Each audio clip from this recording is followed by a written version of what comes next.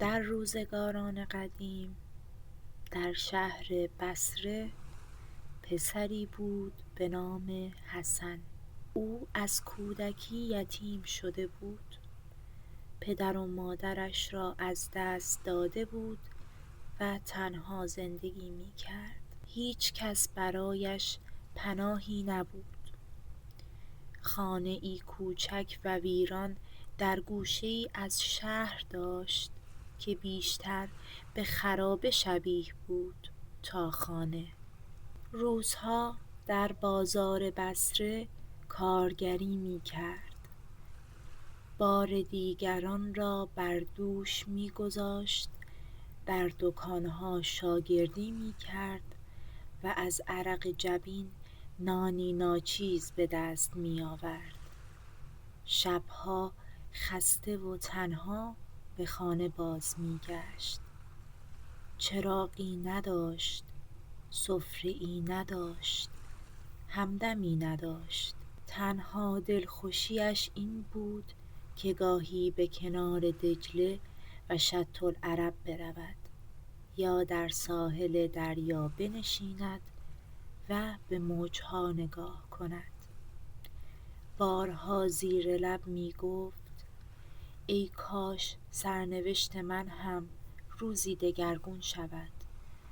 آیا در این دنیا چیزی جز رنج و سختی نصیب من خواهد شد؟ روزی گرم حسن خسته از کار و اندوه به سوی ساحل رفت. خورشید داشت در افق فرو می رفت.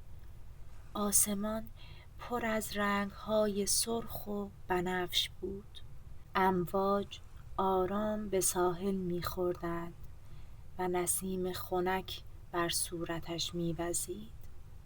همان هنگام صدایی شنید، صدایی شبیه آواز، اما نه مثل آواز آدمیان.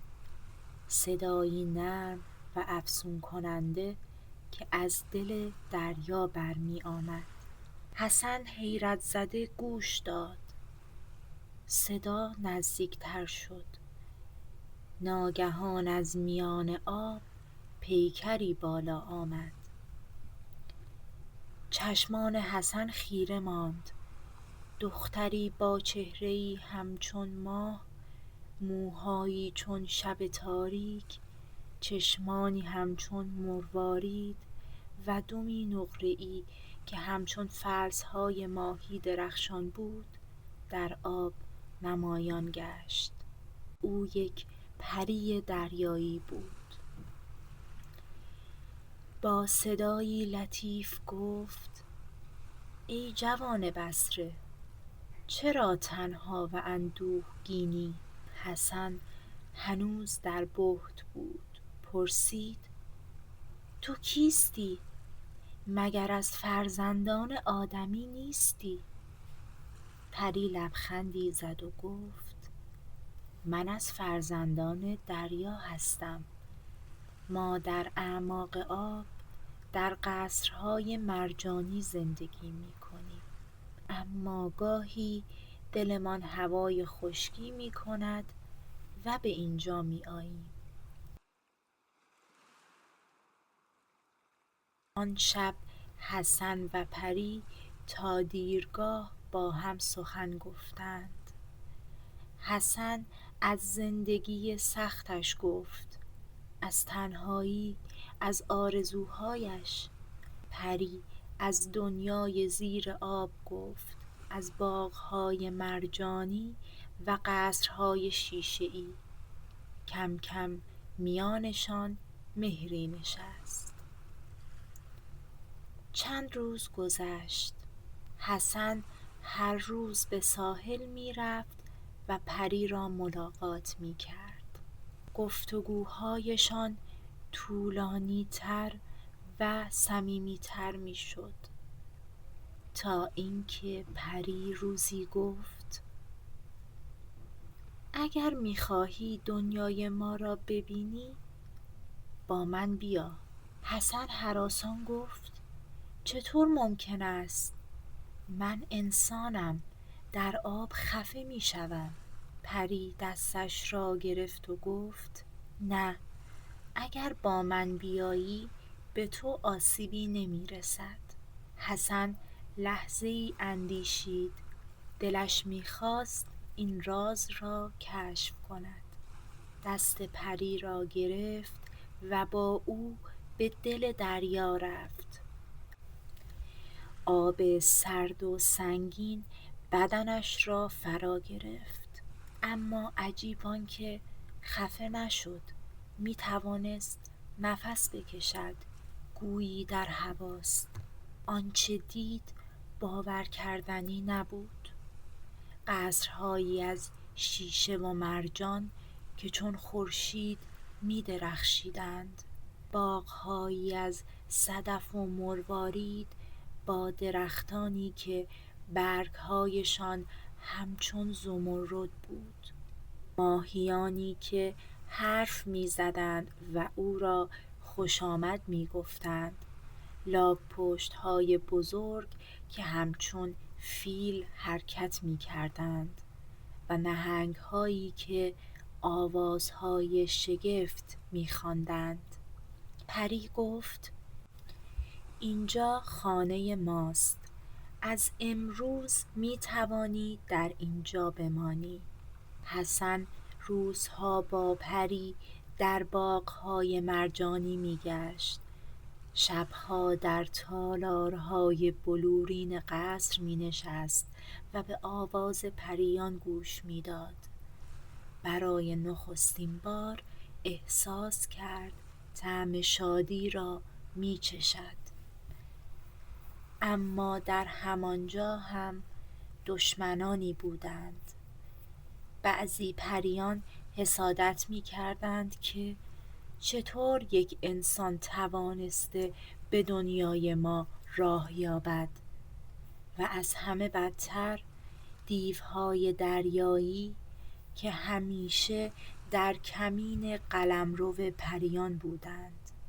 یک شب دیوهایی سیاه چهره با دندانهای تیز به قصر حمله کردند. حسن که جزوی از دنیای آنها شده بود، شمشیری مرجانی برداشت و دوشادوش نگهبانان جنگید.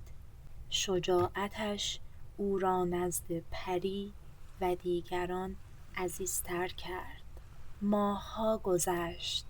حسن در آن دنیای جادویی زندگی کرد. همه چیزش کامل بود: زیبایی، ثروت، عشق. اما دلش کم کم تنگ شد.